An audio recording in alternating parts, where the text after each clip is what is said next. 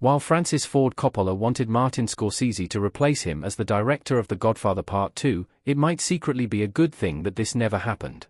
The Godfather trilogy isn't perfect, and it is tough to find even the most forgiving fan or critic who would argue that The Godfather Part 3 lives up to its two franchise predecessors.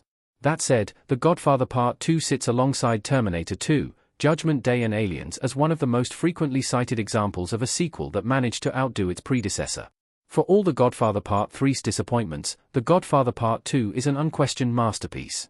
Building on the elegiac tone of the original, director Francis Ford Coppola's sequel opens up the world of the series with a sprawling, multi-generational crime saga.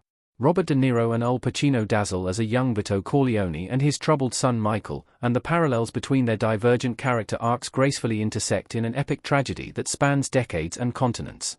However, The Godfather Part 2 was almost a very different movie as the project almost had a very different director. Francis Ford Coppola wanted Martin Scorsese to direct The Godfather 2 due to studio meddling.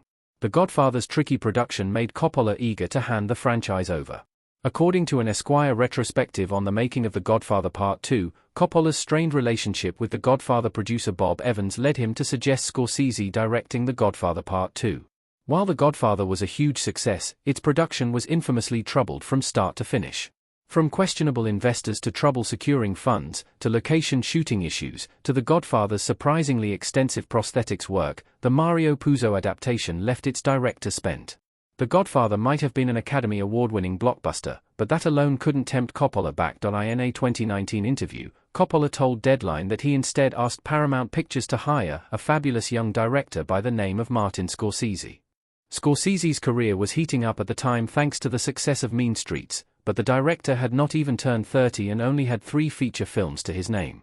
It would be another 3 years before he directed De Niro in Taxi Driver and another 4 after that before he made 1980's seminal boxing biopic Raging Bull. Although hindsight is 20/20, Scorsese was undeniably an untested talent.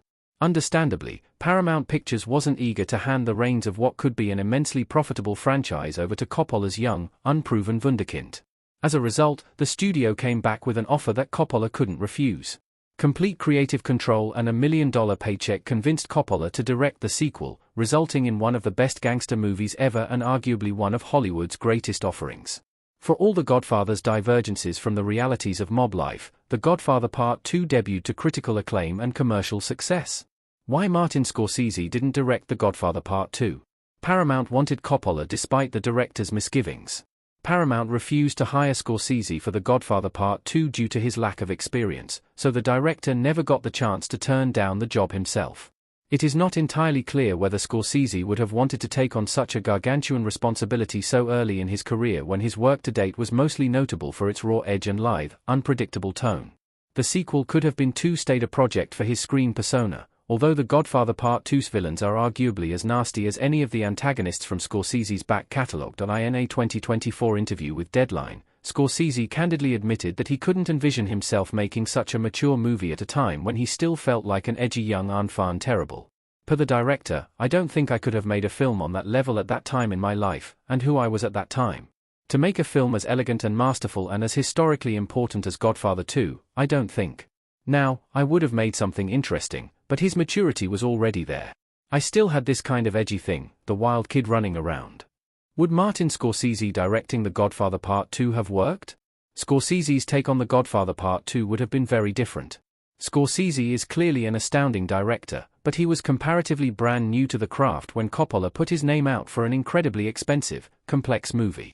Scorsese wouldn't have the experience of making such an epic big-budget affair for some years, and 1977's divisive musical New York arguably proves that he was still unprepared for a project of such scale and ambition even later that decade, since Scorsese himself concedes he probably didn't have the same filmmaking maturity as Coppola, and notes later in the interview that his work mostly focuses on the street-level element of gangsters. Scorsese's version of The Godfather Part 2 would have felt profoundly different.